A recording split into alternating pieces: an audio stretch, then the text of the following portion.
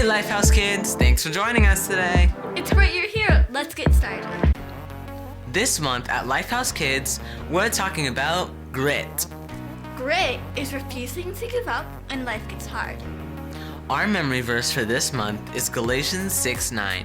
Read it with us. Let us not become tired of doing good. At the right time, we will gather a crop if we don't give up. Great job. Let's get ready to watch our new Bible story this week.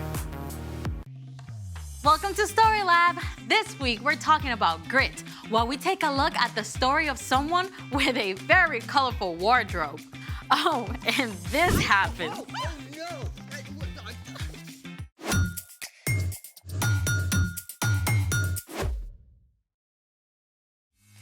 Hey, I'm Amaya, And I'm Zeke. and we are here to talk about grit. I think there's some confusion about what grit really is. Well, grit Is is... grit a delectable breakfast dish from the American South? No, grit is actually... Grit is refusing to give up when life gets hard. Yes, and you need grit whenever you're facing any kind of difficult challenge. Like when you're learning how to do something new, like riding a bike or a skateboard. Or when you're dealing with a hard subject in school like social studies. Yeah, or science or art. Art's not hard. It is if you're not an artist. True. Sometimes you need grit just to get through everyday life. Also true. So let's put that to the test with today's super cool experiment that uses both science and art. It's magic milk. 1, 2, 3. Let's make it. We're making magic milk. Tell them what we've got here, Z. Of course, we've got a glass pie plate, food coloring, dish soap, cotton balls, and of course, the milk.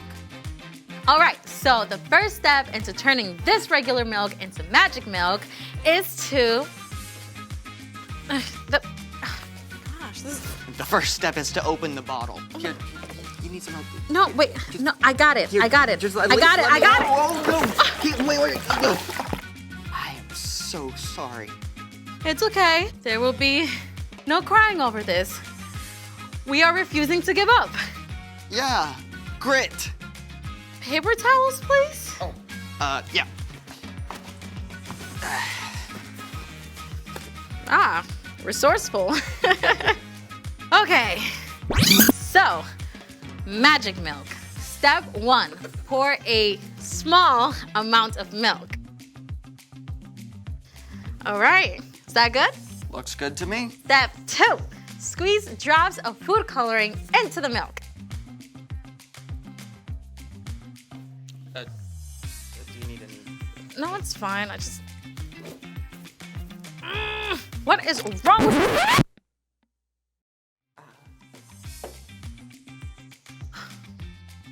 You know what?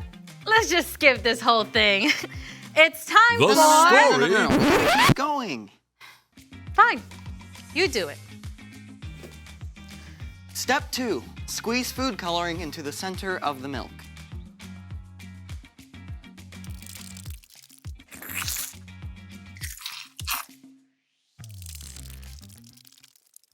Step 3, place a cotton ball covered with dish soap into the milk.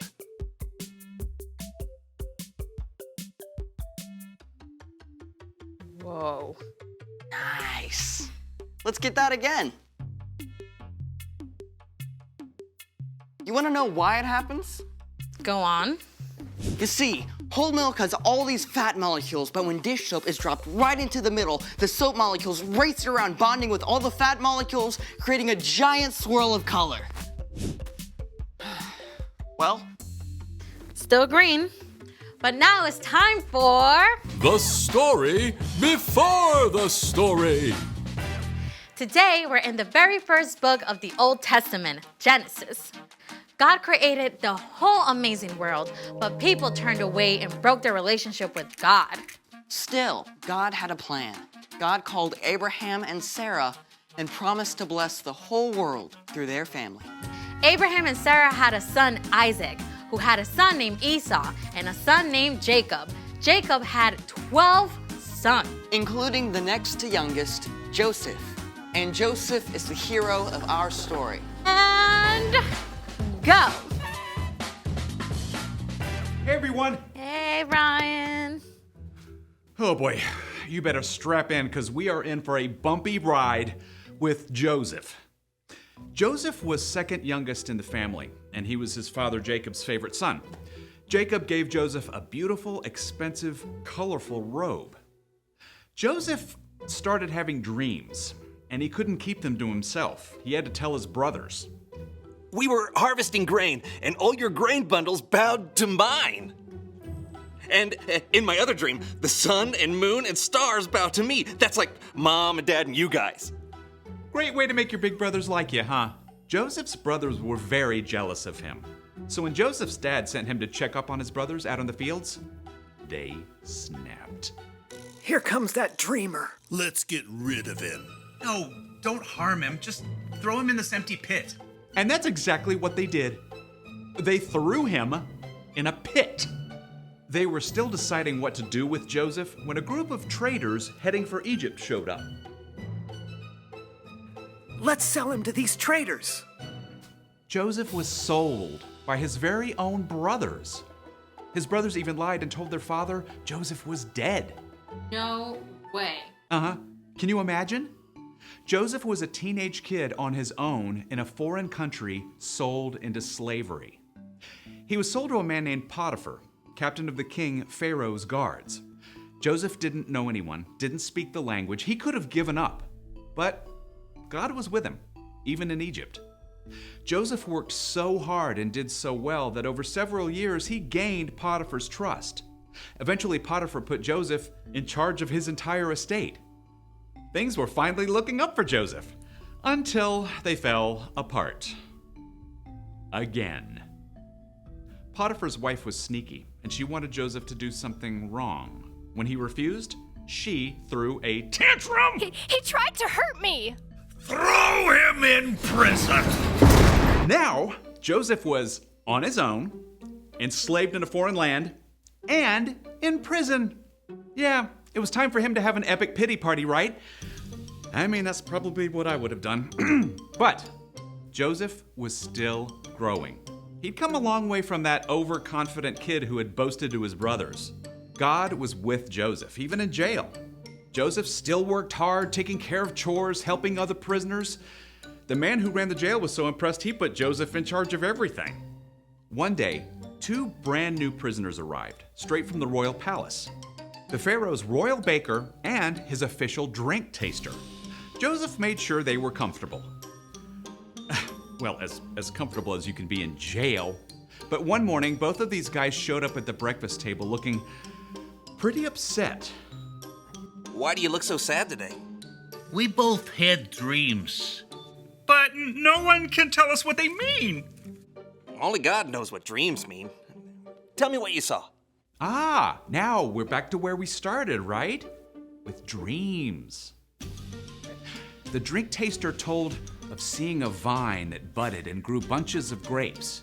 And then the drink taster squeezed the grapes right into Pharaoh's cup. Pharaoh will release you from prison and give you your job back. Yes! When he does, please put in a good word for me. Well, after this, the baker was excited to hear about his dream, where baskets of bread sat on the baker's head and birds ate the bread. Pharaoh will release you from prison and have you killed. What? That's pretty awful news to have to give someone. But it happened just as God had revealed to Joseph. In 3 days, the baker was killed. But the drink taster was released from prison and given his job back. Now the drink taster will remember to tell Pharaoh about me and I'll get out. So, you think the drink taster remembered? Yep. Nope. So, Joseph was still stuck alone, in a foreign land, in prison, forgotten. But even then, God was with him. The end. For now. Wait. You can't leave us hanging like that. Yeah, things got better for Joseph, right? Well, I don't want to give the whole story away, but spoiler alert, God used Joseph in a big way. And fast forward hundreds of years later, God would use Joseph's family to bless the whole world through Jesus.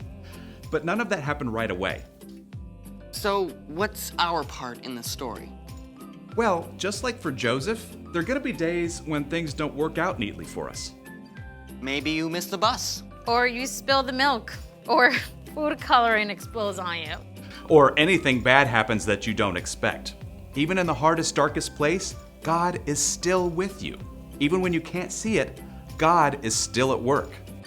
So we can hold on and keep going. And choose a good attitude. By George, I think you've got it. See you next time.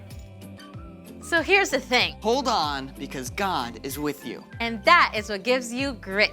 Thanks for joining us in the Story Lab. See you next time. I need grit. Thanks for joining us. If you are watching at home, thanks for tuning in.